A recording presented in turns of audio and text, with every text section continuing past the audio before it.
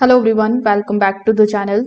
In today's video, I will show you exactly how to fix the PS5 error code NW-102633-5 in 2026. Now, this particular error usually occurs when your console cannot resolve the network addresses or when fails to communicate with DNS servers properly. So in order to fix it, first of all, you need to simply go to the settings of your PS5.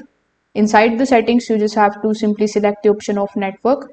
Now inside the network, tap on the option of settings and then look for the option of setup internet connection. Now you need to select the network and choose the advanced settings. Now you just have to basically look for the option of DNS settings. Instead of automatic, simply select the option of manual. Over here you need to change two things. The first would be of the primary DNS and the second one is the secondary DNS.